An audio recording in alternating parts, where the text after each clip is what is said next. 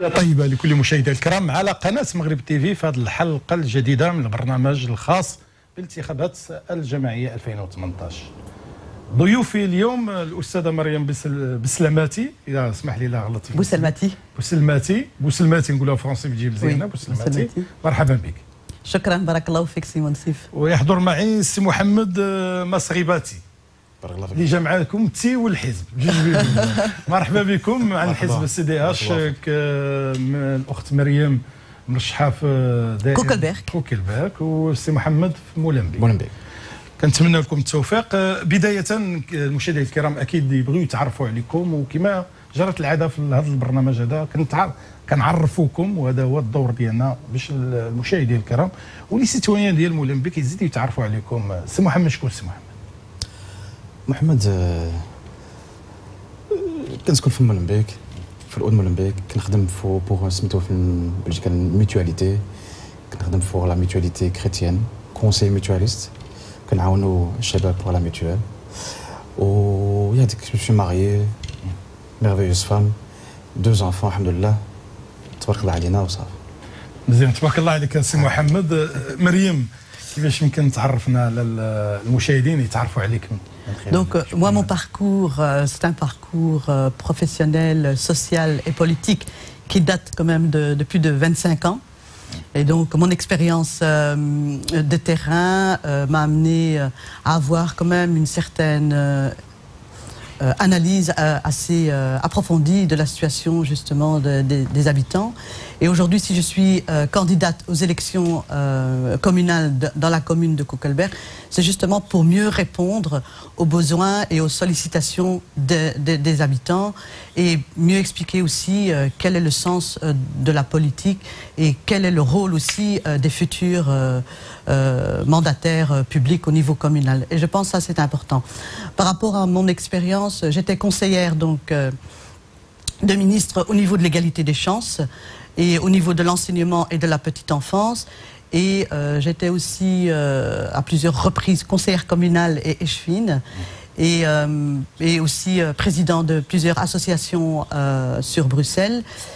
Et dernièrement, donc, j'étais directrice d'un centre de formation pour adultes et surtout en insertion socio-professionnelle pour aider les demandeurs et les demandeuses d'emploi à mieux s'insérer par une formation professionnelle adéquate à toutes les situations. Je crois que ça, c'est important de le rappeler aussi parce que, enfin, ce que j'ai compris aussi, c'est que les gens ont besoin quand même d'avoir une relation de confiance avec les candidats, les candidates qui leur sont présentés pour pouvoir justement amener à faire leur choix, un bon choix, au soir du 14 octobre 2018.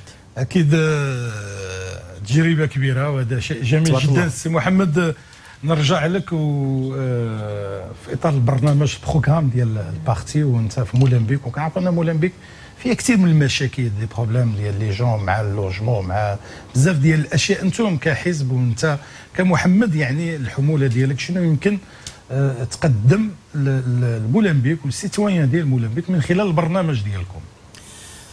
في الاول كنسمعوا للشباب في مولمبيك، كنحترموا tout problème qui a une solution. Déjà depuis 6 ans, on a amélioré le logement في Molenbeek. On a créé 700 de logements في Molenbeek. Il y a un problème qu'on tente d'améliorer de mieux en mieux, c'est l'emploi des jeunes, mais ils ne trouvent pas de travail. Il y a des Molenbeekois, il y a plus de 25% de chômage pour les jeunes à Molenbeek. Il y a des personnes qui sont diplômées, d'autres qui ne sont pas diplômées. Le problème qu'il faut faire, c'est surtout les accompagner. Accompagner à comment parler, comment téléphoner, comment s'habiller, qu'est-ce qu'il faut dire ou ne pas dire devant l'employeur. J'ai été recruteur, donc je sais exactement ce que l'employeur a besoin de voir et d'entendre. Et donc il faut les accompagner. On appelle ça un job coaching, donc c'est très important. Le logement, on a créé, comme je dis, 700 logements. C'est pas assez. Ça sera jamais assez. On a, de tout le parc bruxellois, on a 9%, c'est comme Molenbeek. Donc on a plus de 3300 logements, mais ce sera jamais assez. C'est un problème récurrent, il faut aller de l'avant. Je préfère donner un logement qui est salubre, de qualité, que 10 000 logements qui ne sont pas salubres. Il faut respecter les gens qui logent là-dedans, et donc il faut naturellement avoir des logements adéquats. L'urbanisme, ça pose problème. Il faut améliorer le service. Beaucoup de gens ont un problème avec le service urbanisme, parce que c'est trop compliqué, il faut simplifier les choses. Et donc, j'écoute ça.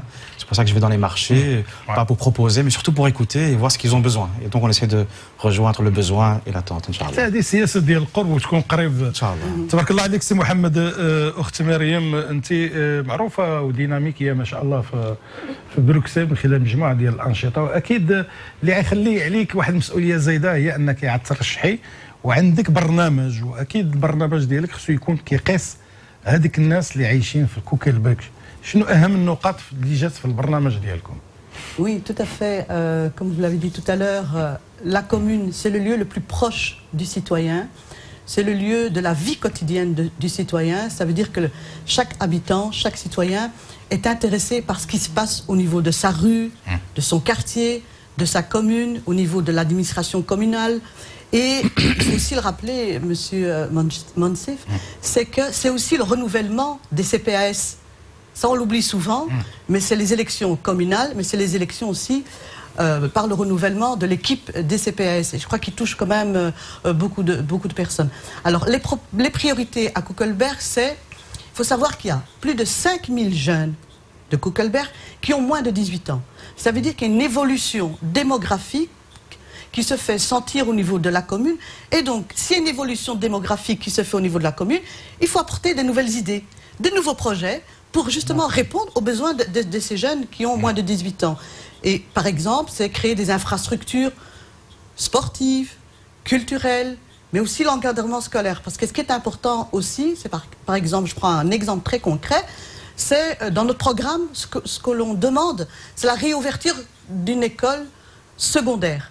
Parce qu'on s'est rendu compte qu'il y a beaucoup de nos jeunes du nord-ouest, malheureusement, ils ne trouvent pas des places dans nos communes et ils sont obligés de se déplacer vers d'autres communes.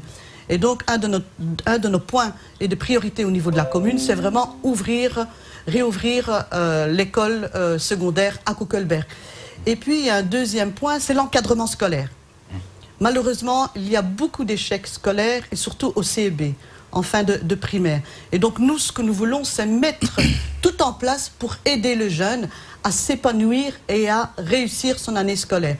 Pour cela, encore une fois, il faut des nouvelles infrastructures. Des infrastructures nouvelles, par exemple, les écoles de devoirs, les maisons de jeunes, les foyers pour jeunes, et en même temps, pour l'épanouissement des jeunes, ce que nous proposons dans notre programme, c'est des passes jeunes pour réduire les factures au niveau des frais scolaires des jeunes et au niveau des activités, parce que malheureusement, beaucoup de familles ne peuvent pas se permettre des activités, soit scolaires, soit culturelles, soit sportives, parce qu'il manque de moyens. Et donc je crois que là, il faut y remédier. اكيد ما يمكنش نهضروا على بروغرام كامل، لان كثير في البروغرام انا كنشوف البرامج ديالكم فيه كثير من النقاط وكتوشوا يعني جميع الحاجيات. انا نرجع لك السي محمد، بغيت نعرف رايك في قضيه التجربه ديال السي دي اش في مولمبيك، يعني مع احزاب اخرى، وانتم كنتوا في الماجوريتي واللي سيرتوا، وشتم راضيين على العمل اللي قدمته. انا كنت استضفت كريم الهواري واللي بين لي بعض الحويجات اللي مزيونه يعني في قضيه ديال الفينانس والمسائل. واش انت راضي وانتم راضيين على العمل ديالكم داخل مولمبيك؟ On a un bon bilan. C'est jamais assez. Karim, qui est chef des finances, a fait un travail extraordinaire. On vient d'une ancienne législature où il y avait 26 millions d'euros de dettes. 26 millions. Donc Karim est un expert en finance. Il a fait un travail extraordinaire. Il a pu remettre à flot les finances de la commune de Molenbeek. Avec le groupe, avec notre tête de liste qui est Hamid El-Khanous, qui est celui qui structure un peu le tout, en tout cas au niveau du CDH, et qui a un partenaire à la majorité, donc le MR et Écolo. Et ça se passe plutôt bien. Maintenant, ce sera les électeurs qui vont nous dire si on va continuer ou pas. Il n'y a que qui décide. On peut dire ce qu'on veut. Si eux sont contents, je ne veux pas dire qu'ils sont contents, ils veulent plus. Ils veulent que tout soit amélioré. Il faut toujours améliorer. Et par rapport aux finances, je tiens à dire qu'il y a eu effectivement un problème au niveau des finances. Et donc, on a dû faire des choix qui n'a pas été bien pris. C'est normal par rapport aux Molenbeekois, par rapport simplement, le midi, pour les jeunes, c'est redevenu payant. Avant, c'était gratuit, c'est devenu payant. Pourquoi? Pour une simple raison. Suite à une directive européenne qui interdit les communes de financer uniquement les écoles communaux et pas ceux de l'enseignement libre. Et comme les écoles communales étaient gratuits, on devait financer les deux, donc faire en sorte que ce soit gratuit aussi pour les autres. Et comme les finances n'étaient pas bonnes à ce moment-là, on a dû faire un choix de faire payer les parents, en tout cas pour cette législature. Comme maintenant ça va mieux, maintenant on réfléchit à ce que ça redevienne gratuit. Mais beaucoup de gens, nos adversaires politiques disent voilà, depuis qu'ils sont là, c'est payant. Non, on était hors la loi, il fallait qu'on rectifie ça et on l'a fait. Et c'est grâce entre autres à Karim qui est l'architecte des finances. مزيان توضيحات مهمة. نبغي نسمع سي محمد باش الكلمة نختمها عندك. هاد الناس شنو الميساج اللي يمكن ترسلوا عبر اليوم عبر البرنامج وشنو يمكن تقول لهم خصوصا الناس اللي ساكنين في المولمبيك؟ Qu'il faut pas perdre confiance. C'est important de croire en des responsables politiques. Vous aurez des personnes qui ont mal fait leur travail. C'est vrai, il y en a. Mais il y en a qui font bien leur travail, qui sont engagés. Si je m'engage sur la liste CDH, tous les autres de ma liste le font aussi. Ils s'engagent sincèrement. Leur seul but, c'est d'améliorer la vie et de vivre ensemble de tous les Molenbeekois. Donc je ne suis pas ici le représentant de la communauté marocaine de Molenbeek. Si je dois être élu, je dois représenter tous les Molenbeekois. Donc faire en sorte que tous les Molenbeekois soient contents de leur commune, de leur administration, au niveau propreté, au niveau de l'emploi, l'urbanisme et bien d'autres. Donc il est important pour vous de venir le 14 pour voter. Votre voix, c'est une brique. Une maison se fait avec des milliers de briques. Si vous n'avez pas votre brique, la maison ne sera jamais terminée. Donc venez le 14 octobre. Une dernière chose très importante, ne donnez pas votre avis uniquement une fois tous les 6 ans. Il y a un conseil communal tous les mois. Et toute la population est invitée à venir une fois par mois lors des conseils communaux. C'est important de venir. Lorsque vous êtes content ou pas content, venez donner votre voix. Donc je vous attends, Inch'Allah, le 14. شكرا سي محمد. هذه هي لافيش ديالك فيها النيميرو فيها لا بلاص نيميرو 1. اذا نتمنى لك التوفيق. اخت مريم معنا في لا ليست 1 نيميرو كلاسمون 5. وبغيت نسمع الميساج ديالك للناس ديال كوكلبيك اللي ساكنين في كوكلبيك. Oui, tout à fait. Donc pour notre commune de Koekelberg, je tiens à saluer le travail remarquable de notre échevine sortante qui est Véronique Lefranc, qui est tête de liste de notre mouvement Alternative Humaniste à Koekelberg. Et je crois que notre slogan, on va partir de notre slogan qui est « Oser le renouveau ». Ça veut dire quoi, oser le renouveau? Ça veut dire qu'on va redonner le pouvoir aux habitants, redonner justement le respect et la confiance que les habitants réclament. Et je crois que la politique que nous avons, c'est créer des lieux de consultation permanente. Ça veut dire qu'après les élections, le travail commence sérieusement avec les habitants et ils seront consultés pour chaque projet qui va les aider à mieux évoluer et à mieux aimer leur quartier. Et donc ce qu'on appelle la consultation permanente et des habitants, et je crois que ça c'est important, et cela va nous amener aussi vers une gouvernance plus saine et une confiance plus mutuelle entre les habitants et les futurs mandataires. Donc je vous demande votre confiance pour voter pour notre liste alternative humaniste à Koekelberg. Et donc moi je suis 5e sur la liste 1 d'alternative humaniste à Koekelberg. Merci beaucoup. شكرا اخت مريم، شكرا سي محمد. بارك الله فيك. نتمنى لكم التوفيق اكيد. شكرا. وشكرا لكل المشاهدين الكرام اللي كيتابعونا، وكنضربوا لكم موعد في الحلقه القادمه ان شاء الله.